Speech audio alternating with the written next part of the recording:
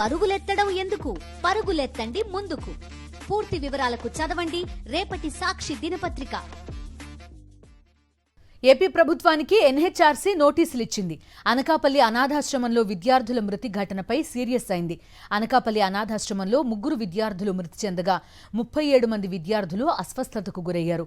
ఏం చర్యలు తీసుకున్నారో చెప్పాలని ఏపీ చీఫ్ సెక్రటరీ డీజీపీకి జాతీయ మానవ హక్కుల సంఘం నోటీసులు ఇచ్చింది. ఇలాంటి ఘటనలు పునరావృతం కాకుండా ఎలాంటి చర్యలు తీసుకుంటున్నారో చెప్పాలని ఆదేశించింది.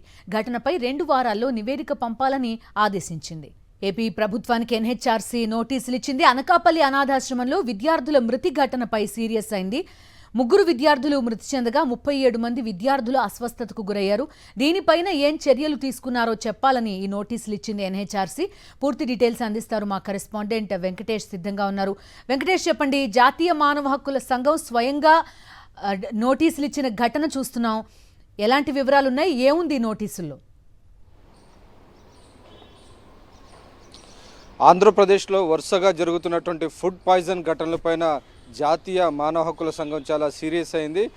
ఆంధ్రప్రదేశ్ ప్రభుత్వానికి నోటీసు పంపింది. ఇటు చీఫ్ సెక్రటరీకి అటు డీజీపీకి ఇద్దరికి నోటీసులు పంపింది. 2 వారాల్లో ఈ ఫుడ్ పాయిజన్ ఇన్సిడెంట్స్ పైన సమగ్రమైన నివేదిక తమకు అందజేయాలని ఆదేశాలు ఇచ్చింది. ఈ కేసులన్నిటిని కూడా సుమోటోగా విచారణకు స్వీకరిస్తున్నట్టుగా జాతీయ మానవ హక్కుల సంఘం ప్రకటించింది. ప్రధానంగా 2 ఇన్సిడెంట్స్. ఒకటి అనకాపల్లిలో జరిగింది. అనకాపల్లిలోని ఒక అనాథాశ్రమంలో విషాహారం తిని 3 విద్యార్థులు చనిపోయారు. 37 మంది తీవ్ర అస్వస్థతకు లోనయ్యారు. అలాగే ఇటు చిత్తూరులో ఉన్నటువంటి అపోలో ఆసుపత్రి హాస్టల్లో దాదాపు 70 మంది విద్యార్థులు విషాహారం తిని అస్వస్థతకు లోనయ్యారు. సో ఈ 2 ఇన్సిడెంట్కి సంబంధించినటువంటి విషయంలో ఏపీ ప్రభుత్వానికి నోటీసులు జారీ అయ్యాయి.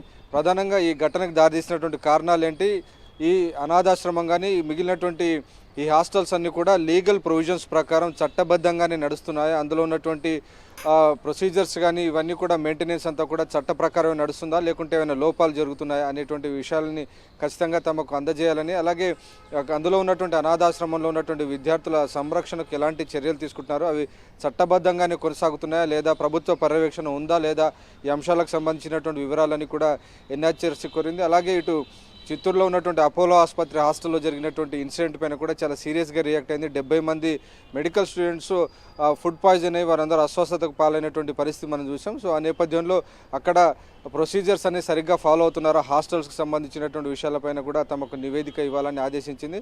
సో మొత్తానికి ఆంధ్రప్రదేశ్లో వరుసగా జరుగుతున్నటువంటి ఈ ఇన్సిడెంట్స్ పైన జాతీయ మానవ హక్కుల సంఘం చాలా సీరియస్గా రియాక్ట్ అయింది. మనం ఇదివరకు చూసాం 1 గంట క్రితం. ఇటు అచ్యుతాపురం సెజ్లో జరిగినటువంటి ఘటన పైన కూడా చాలా సీరియస్గా రియాక్ట్ అయిన జాతీయ మానవ హక్కుల సంఘం డీజీపీకి చీఫ్ సెక్రటరీకి నోటీసు పంపింది.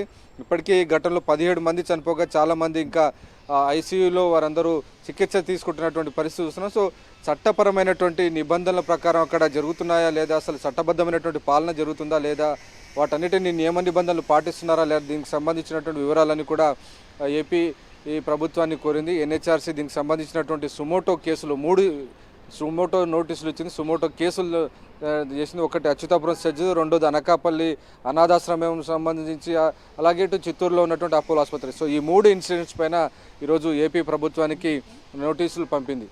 Okay Venkatesh, thank you.